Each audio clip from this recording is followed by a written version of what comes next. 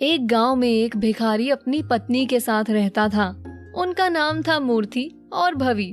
हर सुबह मूर्ति खाली बर्तन ले जाता और शाम होने तक उनमें कुछ चावल लेकर वापस आता। उन चावलों से ही उन दोनों का एक समय का खाना हो पाता था।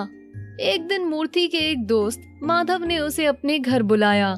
माधव भी बहुत अमीर नहीं था, पर त्योहार के समय पर वो मूर्ति और भवी को अपने घर जरूर बुलाता था।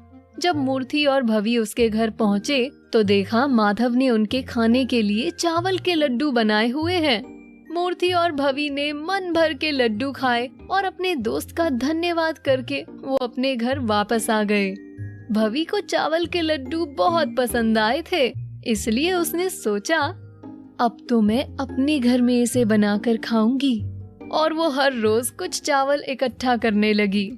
थोड़े दिन बाद जब उसे लगा कि इतने चावल से मैं लड्डू बना सकती हूँ, तो वो अपने पड़ोसी से मीठा मांग कर लाई। वो बहुत खुश थी कि बहुत समय बाद उसको अपनी मनपसंद चीज खाने को मिलने वाली है। भवी तुरंत अंदर गई और विधि अनुसार उसने चावल के लड्डू बनाने शुरू किए। क्योंकि चावल बहुत कम थे तो सब मिलाकर उससे केवल 5 लड्डू ही बन पाए। भवी बहुत खुश थी और वो अपने पति मूर्ति का इंतजार करने लगी। जैसे ही मूर्ति घर वापस आया, भवी ने लड्डू मूर्ति को परोसना शुरू किए। लड्डुओं को देखकर मूर्ति के मुंह में पानी आ गया। उसने 2 अपनी प्लेट में रखे और 2 भवी को दिए। उसने भवी से पूछा, इस आखिरी लड्डू का क्या करें? कुछ समझ नहीं आ रहा। यह आखिरी लड्डू या तो तुम खाओगी या मैं खाऊंगा, पर इसका फैसला कैसे होगा कि ये किसे मिलेगा? दोनों आखिरी लड्डू को आधा आधा नहीं करना चाहते थे। मूर्ति सोचने लगा कि इस समस्या का हल कैसे निकाला जाए। कुछ देर सोचने के बाद उसने कहा, एक काम करते हैं, हम अपनी आंखें बंद करके बाहर लेट जाते हैं जैसे हम सो रहे हों। जो भी अपनी आंख पहले खोलेगा या कुछ बोलेगा उसे सिर्फ 2 लड्डू मिलेंगे और दूसरे को 3। मूर्ति और भवी दोनों को 3 लड्डू खाने थे, इसलिए उन्होंने ऐसा करना ही ठीक समझा।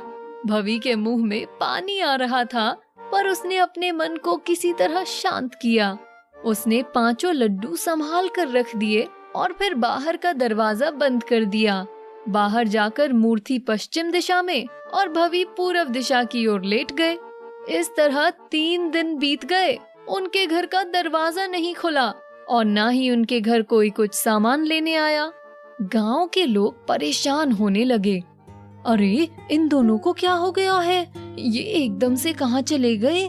घर पर कोई ताला भी नहीं लगा हुआ था, जो लोगों को लगता कि वो कहीं बाहर गए हैं। उस गांव के चौकीदार को बुलाया गया। उसने दरवाजा खोलने की कोशिश की, पर दरवाजा नहीं खुला। गांव वालों की फिक्र बढ़ गई। एक ने कहा, अरे ये तो अंदर से बंद है, जरूर इनके साथ कोई हादसा हुआ होगा। अंत में गांव के सरपंच ने चौकीदार को दीवार कूदकर अंदर जाने को कहा। इस दौरान पूरा गांव इकट्ठा हो चुका था। चौकीदार घर के अंदर गया तो उसने देखा कि मूर्ति और भवी जमीन पर पड़े हुए हैं। वो उनको ऐसी हालत में देखकर डर गया। उसने अंदर से दरवाजा खोला और सारे गांव वाले जल्दी से अंदर आ गए। गांव वालों ने भी मूर्ति और भवी को नीचे जमीन पर देखा तो उन्हें लगा कि दोनों अब नहीं रहे। उधर मूर्ति और भवी दोनों सारी बातें सुन रहे थे, लेकिन दोनों ने ना अपनी आंखें खोली और ना ही कुछ बोला। उनके दिमाग में सिर्फ लड्डू के सपने चल रहे थे। गांव वालों ने कुछ पैसे जमा किए और आखिरी रस्मों की तैयारी शुरू की। भवी और मूर्ति को शमशान घाट ले जाया जाने लगा, पर फिर भी दोनों आंखें मूंद लेटे रहे। जब सब तैयारी हो गई तो चिताओं को आग लगा दी गई। आग की गर्मी से आखिर में मूर्ति का दिमाग चलना शुरू हुआ। उसने सोचा कि बात अब बहुत बढ़ गई है और मुझे हार मान लेनी चाहिए। मूर्ति एकदम से बोल पड़ा, मैं 2 लड्डू से ही संतुष्ट हूँ। उसके तुरंत बाद एक महिला की आवाज आई, मैं जीत गई, मुझे अब 3 लड्डू मिलेंगे। गांव वाले आवाजें सुनकर बहुत डर गए और वहां से भाग खड़े हुए, लेकिन एक बहादुर आदमी उनके पास खड़ा रहा। उसने मूर्ति और भवी के पास जाकर पूरा किस्सा जाना और फिर आके सब गांव वालों को भी बताया। उस दिन के बाद सब गांव वाले मूर्ति को लड्डू भिखारी के नाम से बुलाने लगे और वो जहाँ जाता लोग उसे दान में लड्डू देने लगे। Thank you for watching video.